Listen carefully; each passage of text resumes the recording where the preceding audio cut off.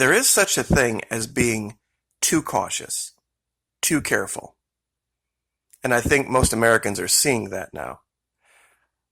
One of the more entertaining memes that has gone around the web for the last, I don't know, 10, 15 years has been the Florida man meme. Now, to be fair, there have been some incidents down here where some individuals have gone way too far beyond the limits of rationality. But I think it's that trait that's going to separate Floridians from the rest of the country. I think there's a reason why a lot of people from the rest of the country come here other than the weather. There is an idea here about freedom that is different than everywhere else. There are limits that get pushed and boundaries that get exceeded, and it does at times cause a problem. But I think we're seeing the other direction now and the damage that can do. In today's video, I'm going to address one of the biggest complaints I've had about my channel and also share some new information and how the two things kind of tie together. But let's start here. Power concedes nothing without a demand. Never did, never will. Find out just what any people will quietly submit to, and you have found out the exact measure of injustice and wrong which will be imposed upon them. And these will continue till they are resisted with either words or blows, or with both. The limits of tyrants are prescribed by the endurance of those whom they oppress. I think the American people have been amazingly patient, to be truthful. Some have mistaken it for cowardice, and maybe in some cases it is. But the biggest pushback that we're seeing is where? Here in the South. Georgia right now leading the way. The people of Florida really, honestly, we smiled and nodded and said, oh yeah, sure, we're social distancing, wink, wink, nod, nod.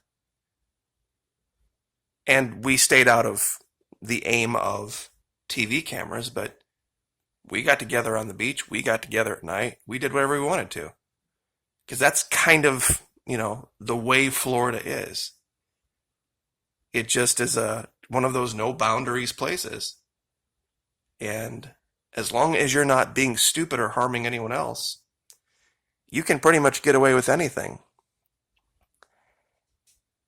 There is a strange, point of illogic, for lack of a better term, about this whole story that came out of the White House, out of their doctors specifically. And I've alluded to it in other videos, but I'm going to try to directly address it today.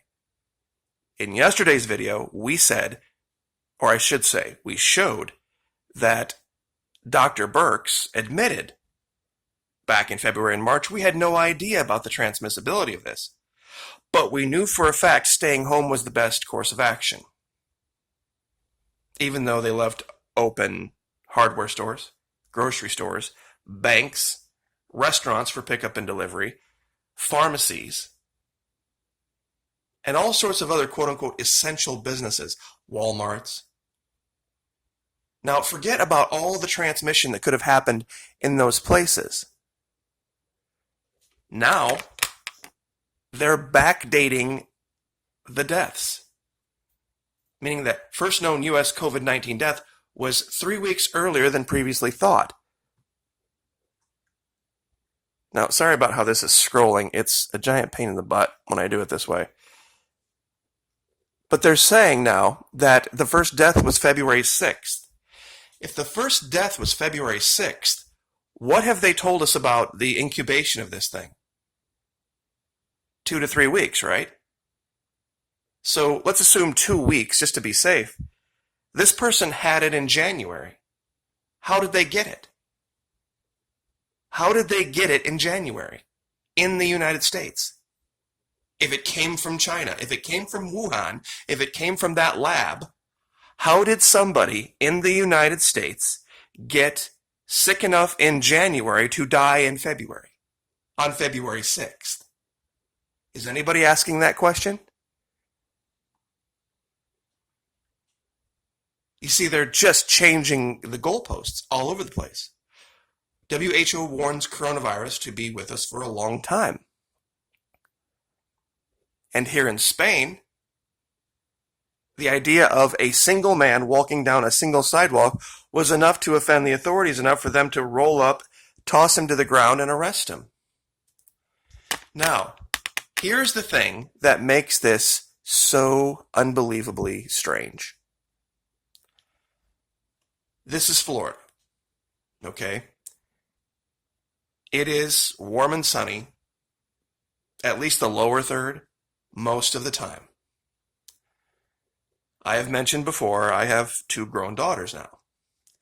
And going to the beach is a regular occurrence. It's part of growing up. And this leads to a lot of different activities, and I'll leave that to your imagination.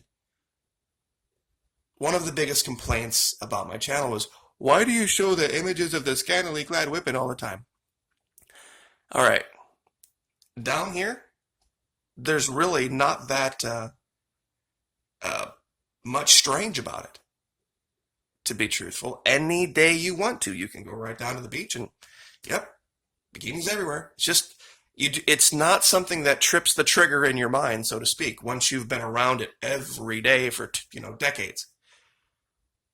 It just is not something that's that, some have said, it's hard to describe. They say, why would you try to provoke the lust response in men? If this is all it takes, if this is really all it takes, then that speaks more to their state of mind than it does mine. And I'm sorry that's the case, but it goes with the idea of perhaps men in Florida, because they're exposed to it all the time, not being so sensitive to it all the time.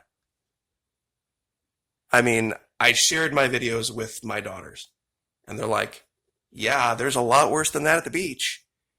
I don't see why that is such a big deal. And this was one of the biggest images. It's a girl wearing a one-piece, for Christ's sake. It's a girl wearing a one-piece. I see this picture and I see an athlete. But this is okay in the grocery store? This is okay in the grocery store. The romance novel section? This is a bridge too far when I'm attempting to teach psychological operations. But this is fine in the grocery store where there are little kids. Do you see the hypocrisy here? And I know, ladies, don't deny it, you have them. Especially lately, I'm sure, because everybody's been stuck at home. A lot of women like to read novels like this. It's not anything new. And the reason I brought this image back up is because this was literally the look on my daughter's face when I said, people are complaining about these images. Literally, eye roll like, are you serious? Really? This is what they think is risque? I'm like, yeah. I mean, this was my life. I mean, I had girls all over the place swimming and running around, and boy, I mean, it's just, there's nothing, just the image of a human being in a bikini or in some state of undress is not the end of the world for, you ready for this, for Floridians. Because we see it all the time. Now, to the rest of the people of this country that are a little bit more Victorian and prudish, perhaps this is a problem. And perhaps this is why we are seeing the tyranny in the northern states, because they are so easily manipulated up there. Do you see the connection? If all it takes is a Sandra Smith to throw men into an emotional state, then that really speaks to their experience, not reality. How can this be okay for the grocery store, where you see 2 people, acting inappropriately, even if it's just illustration? If you think illustration gives it some kind of a pass, I have one word for you: hentai. Hentai. And that'll take you to a whole nother level of inappropriate. And why wasn't, and I'll leave with this, why wasn't this activity discouraged by the WHO? If there was one way you could guarantee giving it to another person, this would be it. Guaranteed. So a person can go out to the grocery store and share all that air, go to the hardware store, share all that air, go to the bank, touch that, touchpad, and then go get some gas, and then, lift up on that handle, God knows where it's been. All of that is fine. And then you go home. As long as they're wearing a mask, it's okay to protect everyone else, given all of the contamination that could possibly have occurred.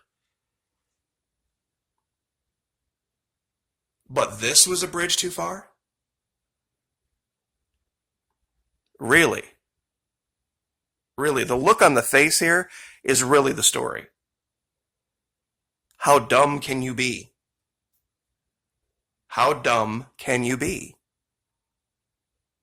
And I'm not using this to attack my audience. I'm trying to illustrate a point. Now, here at the very end, I would like to share something. There are new t-shirts that we have created, and it is the Chi-Rho symbol. If you go to the Florida Maquis homepage and find the little tab that says store, we have the phrase Auxilium Meum ad Domino, which means the Lord is my protector. On the front, it has a small channel logo on it, and on the back, it says Shal Kek Nemron. And I didn't put the translation just for that reason, so that maybe it starts a conversation about I die free. And that people can ask about the Florida Maquis and what we teach, what we believe.